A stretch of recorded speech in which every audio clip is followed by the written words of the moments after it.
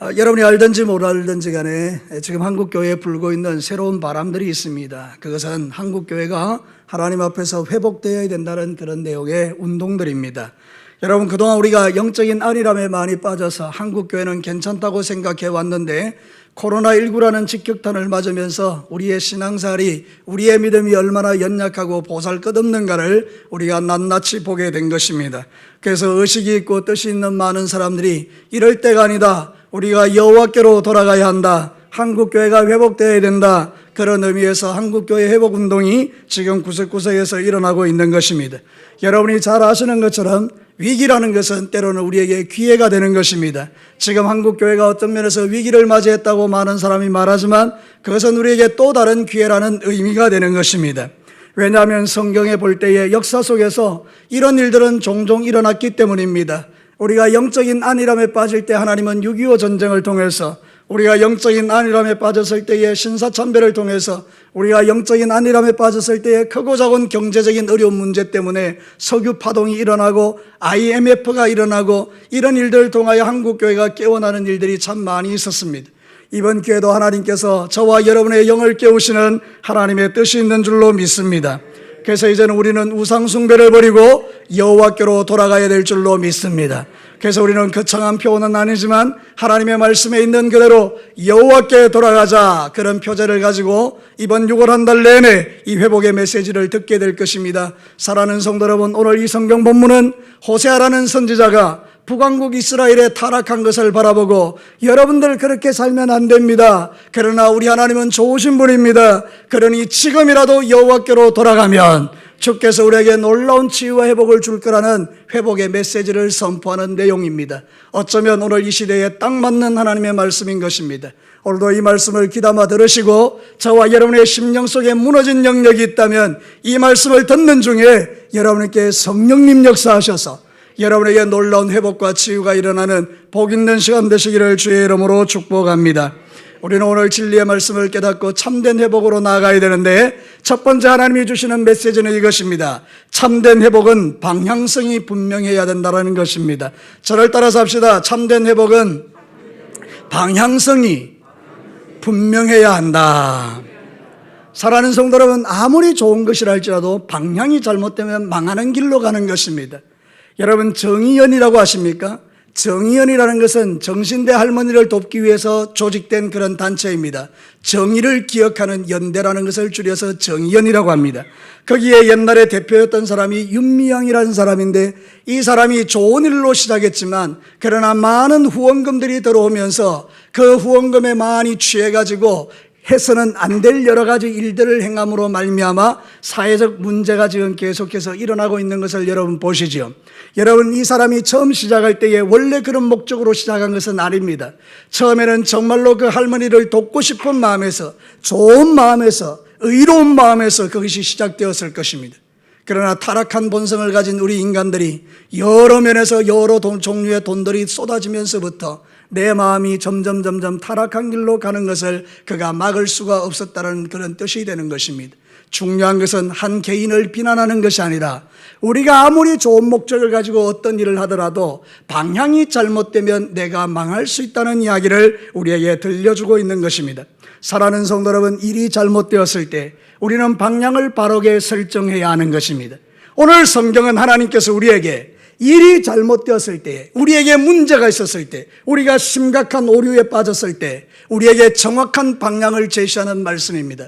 오늘 성경 본문 1절에서 뭐라고 말하고 있습니까? 우리 같이 저번에 한번 크게 한번 읽어보도록 하겠습니다. 시작. 오라, 우리가 여호와께로 돌아가자. 우리의 방향이 어디로 향해야 된다고 말하고 있는 겁니까? 여호와께로. 사랑하는 성도 여러분, 여호와께로 돌아가는 것만이 우리에게 진정한 회복과 치유를 줄 수 있다라고 성경이 말하는 것입니다. 오늘 성경 본문에는 중요한 한 단어가 빠져 있습니다. 그게 뭔가 하면 히브리어로 왜냐하면이라는 단어입니다. 그래서 이 말씀은 정확하게 이렇게 읽어야 합니다. 오라, 우리가 여호와께로 돌아가자. 왜냐하면 그가 우리를 낫게 하시고 우리를 싸매어 주실 것이기 때문이다. 사랑하는 성도 여러분, 하나님이 지금 뭘 하기를 원하시는 것입니까? 우리가 주께로 방향을 정하고 돌아가면 그분이 우리를 찢고 우리를 치셨지만 우리를 싸매어 주실 거라고 말하는 것입니다. 이것이 참된 회복의 비결인 것입니다. 방향이 정확해야 하는 것입니다. 여러분의 방향이 하나님께로 향하여지기를 주의 이름으로 축복합니다. 예레미야 애가를 보시면 예레미야도 똑같은 이야기를 하고 있습니다. 우리 다 같이 한번 읽겠습니다. 시작. 살아있는 사람은 자기 죄들 때문에 벌을 받나니 어찌 원망하랴. 우리가 스스로 우리의 행위들을 조사하고 여호와께로 돌아가자. 우리의 마음과 손을 아울러 하늘에 계신 하나님께 들자. 하나님의 말씀인 성경은요, 성령의 감동으로 지원받은 거예요. 성령 하나님께서 똑같은 이야기를 우리에게 들려주는 겁니다. 호세아도 말합니다. 오라 우리가 여호와께로 돌아가자. 예레미야도 말합니다. 우리가 여호와께로 손을 들고 돌아가자. 그러니까 우리의 방향은 선명해야 합니다. 우리는 지금 마지막 시대에 우리의 마음이 주께로 돌아가야 한다는 거예요. 왜냐하면 하나님께서 우리를 찢으셨고 우리를 치셨기 때문이에요. 여러분이 찢으셨다는 말은요, 무서운 말입니다. 사자가 먹이를 탁 낚아채서 그 날카로운 이빨로 막 찢어버리는 그 상황을 이 찢는다라고 표현합니다. 여러분 한번 상상력을 동원해서 여러분이 지금 들판에 나갔습니다. 들판에 나갔는데 엄청나게 큰 사자가 여러분에게 달려들었습니다. 그 큰 입과 날카로운 입으로 여러분의 몸을 콱 물고 그리고 찢고 흔들기 시작합니다. 내 살덩이가 그냥 막 쫓겨나가는 것입니다. 얼마나 고통스럽고 괴롭습니까? 여러분 이게 바로 찢는다는 뜻입니다. 무서운 단어죠. 여러분 치신다는 단어는 뭔가 하면 죽지 않을 때까지 때린다는 뜻이에요. 훈계의 목적을 가지고 죽지 않을 만큼 때린다, 그런 의미가 있는 말이 치신다는 말이에요. 하나님께서 우리를 너무나 사랑하시기 때문에 죄악 가운데 영원한 지옥불에 들어가는 걸 원치 않으시고 여러분을 찢으시고 여러분을 치셔서라도 하나님께로 돌아오기를 원하시는 것이 아버지의 뜻이라 그 말입니다. 사랑하는 성도 여러분, 문제 앞에서 주께로 돌아가는 것만이 우리에게 살 길입니다. 오늘 성경은 말합니다. 여호와께서 찢으셨으나 어떻게 한다는 것입니까? 우리를 싸매어 주시는 것입니다. 그가 우리를 치셨지만 우리를 낫게 하신다는 것입니다. 그러니까 사랑하는 성도 여러분, 오직 하나님에게만 치유와 회복이 있는 것입니다. 여호와께로만 돌아가야 하는 것입니다. 이사야 54장 7절과 8절도 똑같은 이야기합니다. 우리 다 같이 한번 읽어볼까요? 시작. 내가 잠시 너를 버렸으나 큰 긍휼로 너를 모을 것이요 내가 넘치는 진노로 내 얼굴을 내게서 잠시 가렸으나 영원한 자비로 너를 긍휼히 여기리라. 내 구속자 여호와께서 말씀하셨느니라. 여러분, 하나님의 뜻은 우리가 망하는 게 아닙니다. 하나님의 뜻은 여러분이 죽는 게 아닙니다. 하나님의 뜻은 여러분이 잘못되는 게 아닙니다. 하나님의 뜻은 여러분을 고치셔서 싸매어 주시고 새롭게 하셔서 다시 축복의 길로 방향을 틀기를 원하시는 것입니다. 우리가 지금 잘못된 길로 가고 있다면 이젠 돌아서셔야 합니다. 하나님은 만물을 다스리고 통치하십니다. 하나님은 죽이기도 하고 살리기도 하십니다. 하나님은 잘되게도 하고 못되게도 하십니다. 우리의 모든 인생이 하나님의 손에 달려있는 것입니다. 어리석은 사람은 문제 앞에서 방향을 잃고 방황하지만 지혜로운 사람은 문제 앞에서 방향을 잘 정합니다. 아하, 하나님께로 돌아가야 되겠구나. 저는 여러분에게 묻고 싶습니다. 내가 인생의 문제 앞에서 누구에게로 돌아가야 합니까? 지금까지 실컷 소리를 지르면서 여러분에게 설교했는데 여러분 다시 묻겠습니다. 여러분, 우리가 어려운 문제를 만나면 누구에게로 돌아가야 합니까? 여호와께로, 하나님께로 돌아가야 하는 것입니다. 그분이 우리에게 2절 말씀에 놀라운 약속을 합니다. 2절 말씀을 크게 한 목소리로 읽겠습니다. 시작. 여호와께서 이틀 후에 우리를 살리시며 셋째 날에 우리를 일으키시리니 우리가 그의 앞에서 살리라. 여러분이 구속사적인 의미에서 예수님의 십자가의 죽음과 부활을 의미하는 말입니다. 호세아를 통해서 예수님을 예언해 주고 있는 것입니다. 하나님께서 우리의 죄를 대신해서 예수님을 십자가에 죽이실 거다. 그러나 하나님은 이틀 후에 살리시고 3일 만에 우리를 다시 살리실 거다. 그래서 예수 그리스도를 믿는 자는 죽음 가운데서 다시 산다, 이 이야기를 하는 것입니다. 저와 여러분이 살아날 유일한 길은 무엇입니까? 여호와께로 돌아가는 것입니다. 여호와께로 돌아가는 것이 무엇입니까? 주 예수 그리스도를 나의 삶의 주인으로 모시는 겁니다. 여러분, 교회의 마당만 밟지 마십시오. 내가 진교교의 교인인 것을 자랑하지 마십시오. 여러분은 정말 이 진교교를 다닐 때에 여러분의 심장에 예수님이 계셔야 합니다. 우리의 젊은 학생 청년 여러분, 여러분들도 여러분의 심령에 예수님이 계셔야 합니다.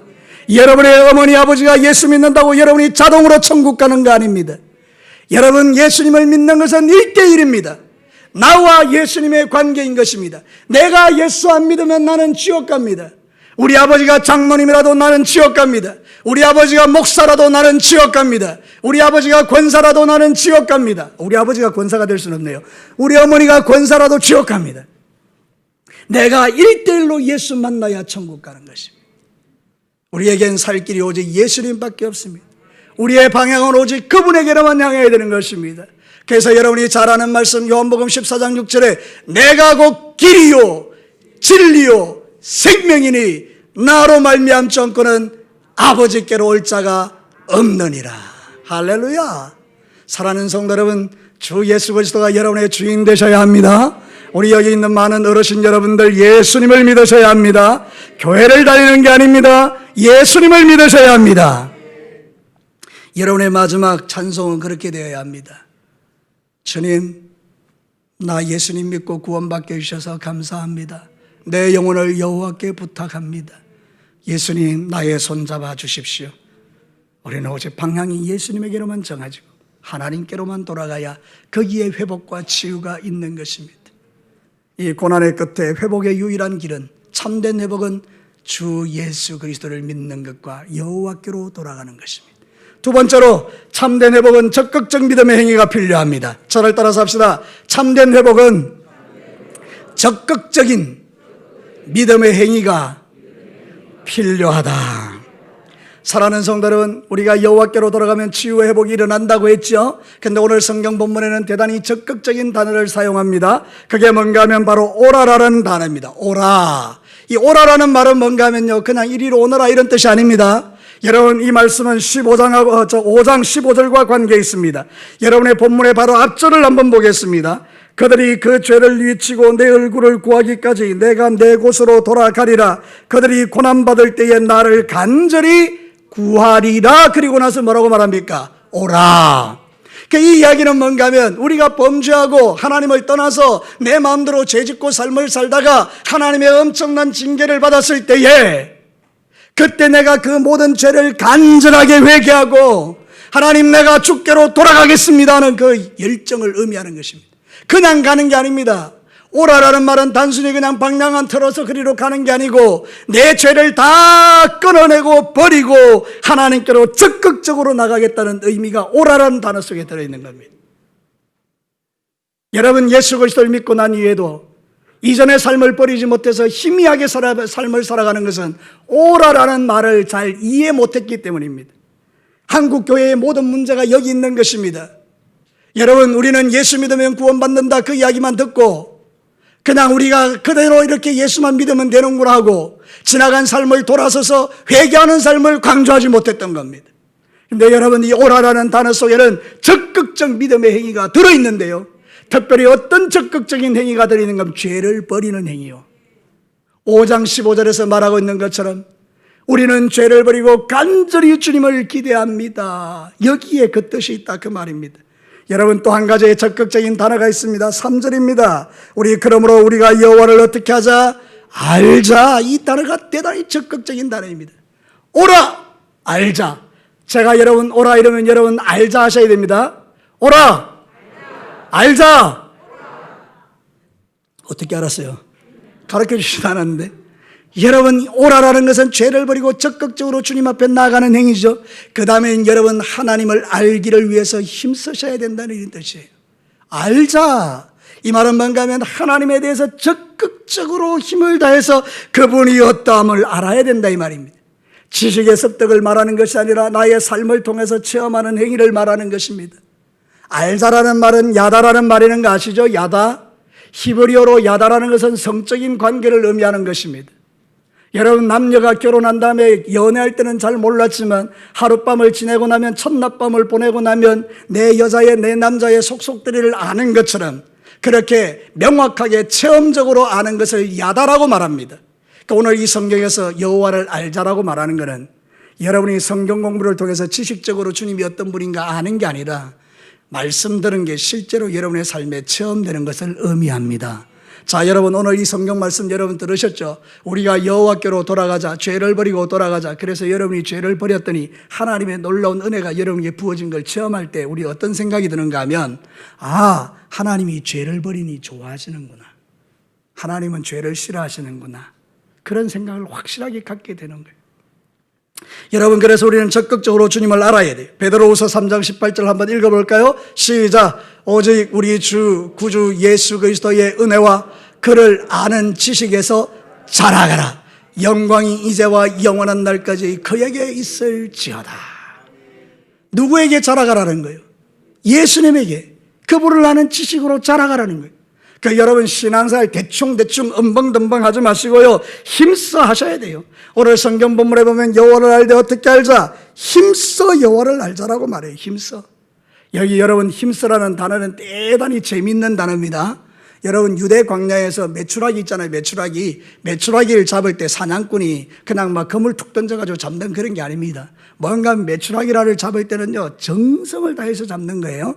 그 메추라기는 아주 시시한 거잖아요. 그냥 뭐 조그만한 그 새 아닙니까, 그죠? 그거 잡는데 뭐 그런 노력이 필요하겠습니까? 근데 힘쓰라는 단어의 의미가 뭔가면 그 사냥꾼이 메추라기 그 작은 거 한 마리 잡을 때도 정성을 다해서 준비해가지고 기구를 준비하고 그리고 시간을 타임을 맞추어서 정확하게 메추라기를 잡아내는 그걸 의미하는 건데요.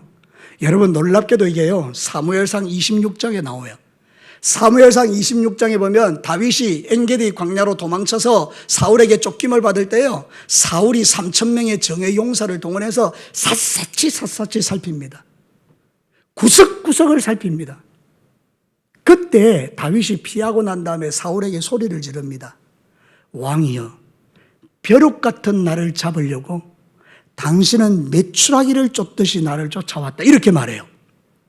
그러니까 여러분 이 메추라기라는 의미, 이게 뭔가 하면 그만큼 정성을 쏟는다는 이야기예요. 그러니까 여러분 힘써 여호와를 알아라, 그 말은 신앙생활 대충 하지 말고 힘을 다하여 하라, 이런 뜻입니다. 여러분 여호와께로 돌아가자 그러니까 맞아, 여호와께로 돌아가야지. 그리고 그걸로 끝나버리는 게 아니라는 거예요. 정말 돌아가려면 여러분이 죽을 힘을 다해서 턴을 하셔야 된다는 이야기예요. 죄를 끊는 게 쉽나요? 여러분 이제 이게 팔 보십시오. 이게 보입니까? 이 팔이요 굽어져 있습니다. 굽어져 있어요. 제가 오늘 곽 집사님하고 상담을 했는데 이 굽어져 있거든요. 안 펴져요. 이게 지금 손끝이 아리아리해요. 근데 제가 이거를 펴려고요 애를 씁니다. 정말 아파요. 굽어진 거를 바로 돌리는 게 너무 아파요. 그래서 이대로 두면요 곽 집사님이 이야기하시는데 이게 굳어져서 이대로 진행된다는 거예요. 그러니까 나는 이 팔을 굳히지 않기 위해서요 얼마나 애를 쓰는지 몰라요. 날마다. 제가 오늘 이 강대상에 올라와서도 계속 팔을 이렇게 돌리는 이유가 뭔지 아십니까? 이게 그대로 두면 굳어요. 사람의 팔도 조금 다치고 나니까 이걸 돌이키기가 이렇게 어려워요, 여러분. 그렇다면 우리가 영적으로 굽어진 그것을 돌이키는 게 쉽겠습니까? 그러니까 여러분들이 힘써 여호와를 아는 자기로 나아가야 된다, 이 말입니다. 그래서 우리가 이런 구호를 세워놓고 여호와께로 돌아가자. 그럼 여러분들은 여기에 적극적으로 참여해서 함께 하셔야 되는 거예요. 그동안의 새벽 기도가 무너진 종들은 새벽을 깨우기 위하여 힘써 여호와 앞에 나와야 돼요. 어쩌면 좋아요. 그렇게 부담스러우세요? 여러분 힘써 여호와를 알기 위해서 여러분이 그렇게 하셔야 되는 거예요. 주일 낮 예배가 무너진 분들은 주일 낮 예배 회복을 위하여 힘써 예배를 회복하셔야 되는 거예요. 아직도 눈치를 못 채셨는가 봐요. 주일 오후 예배가 무너져 있는 분들은 힘써 주일 오후에 참여하셔야 돼요. 이제 조금 눈을 뜨셨는데, 사랑하는 성도 여러분, 제가 안타까운 게 이거예요. 저 목사입니다. 내가 누구라고요? 목사예요. 코로나19 때 처음에 2월 달부터 시작해서 예배를 안 드리기 시작했는데요, 오후 예배 안 드리고 수요 예배 안 드리니까요, 처음에는 너무 허전하더라고요. 이게 이래 되겠는가? 근데 여러분 제가 부끄럽지만요, 안 드리기 시작하니까 그것도 지낼만 해요. 여러분 이게 무서운 이야기죠. 여러분이 교회 한 명도 안 하도요, 저는 교회를 지켜야 되는 목사예요.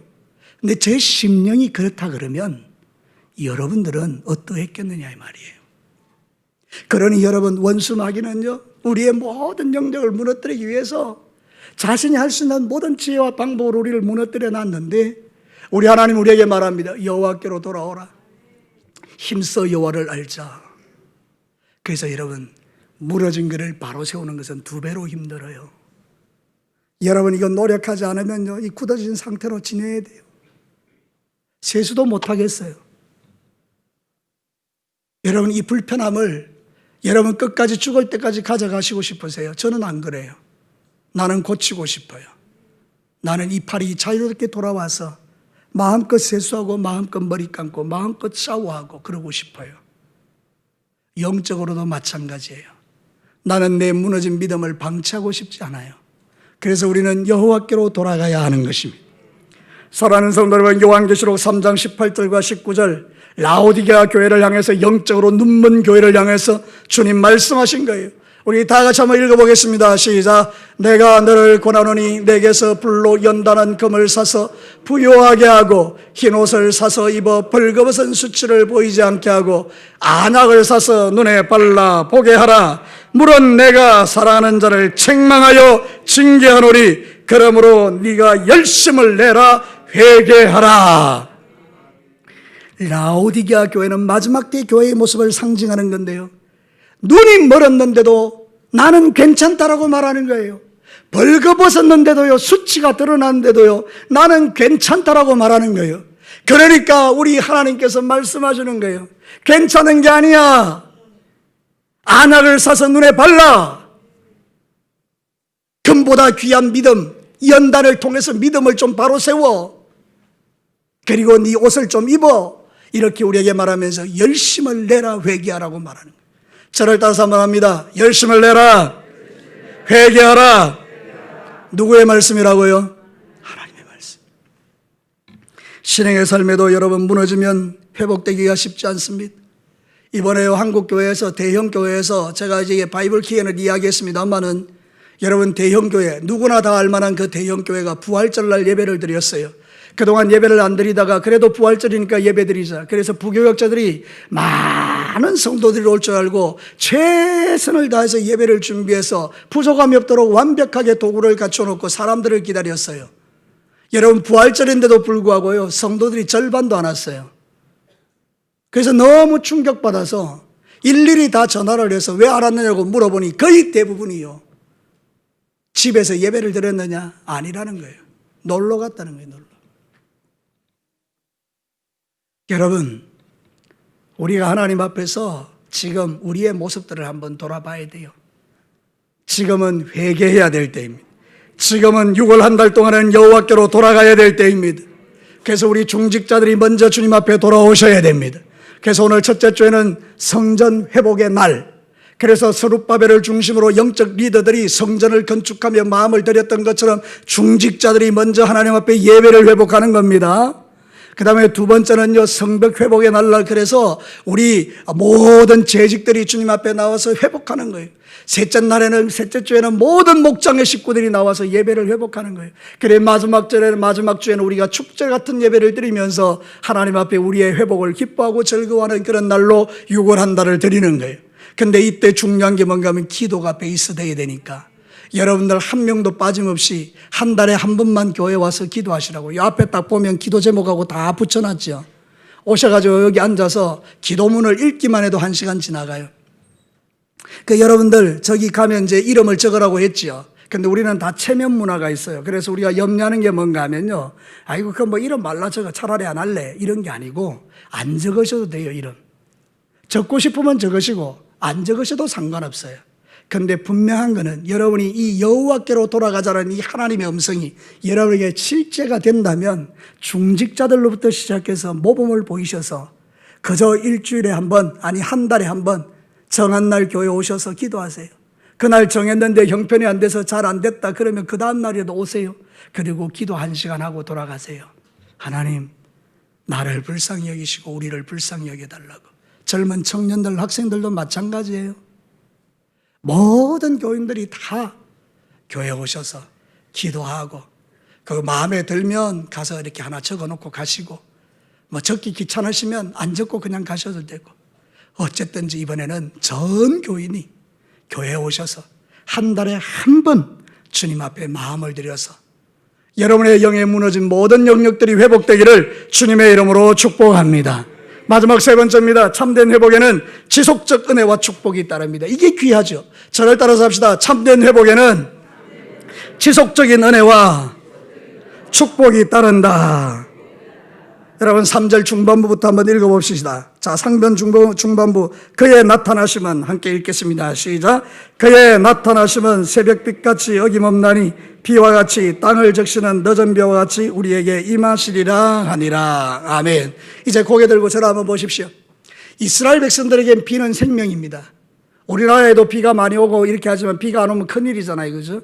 근데 이스라엘은 진짜 비 안 오면 끝나거든요. 근데 하나님께서 이스라엘에게 축복의 비를 주시는데 이른 비를 주시고 늦은 비를 주세요. 근데 이스라엘의 농사와 우리의 농사는 좀 달라요. 여러분, 이스라엘은 10월 달에 비가, 이른 비가 내리면 그때 씨를 뿌려요.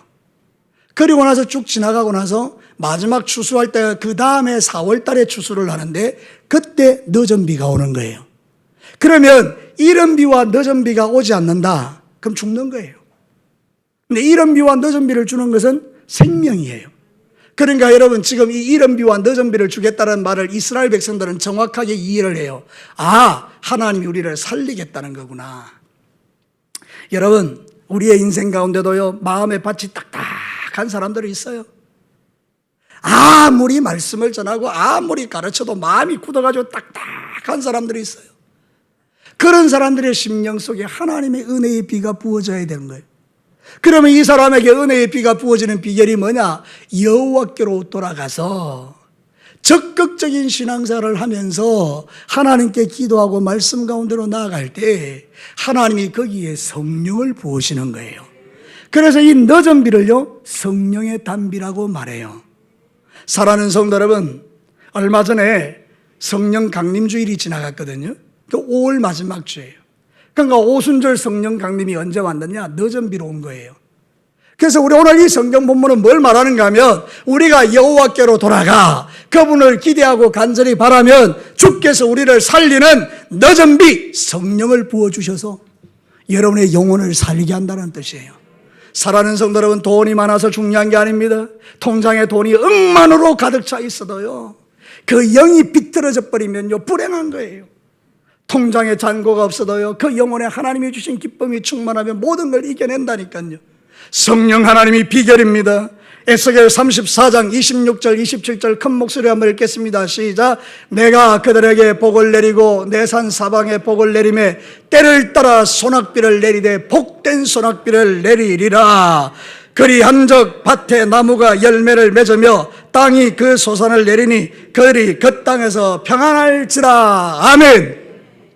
소낙비가 내려야 돼요. 복된 장마비가 내려야 돼요. 성령이 부어져야 돼요. 그래야 내가 열매를 맺어요. 열매를. 신앙생활의 컬러가 달라져요. 예수 믿는 게 시시해지지가 않아요. 여러분의 인생 가운데 놀라운 하나님의 역사가 기름 부어지는 거예요.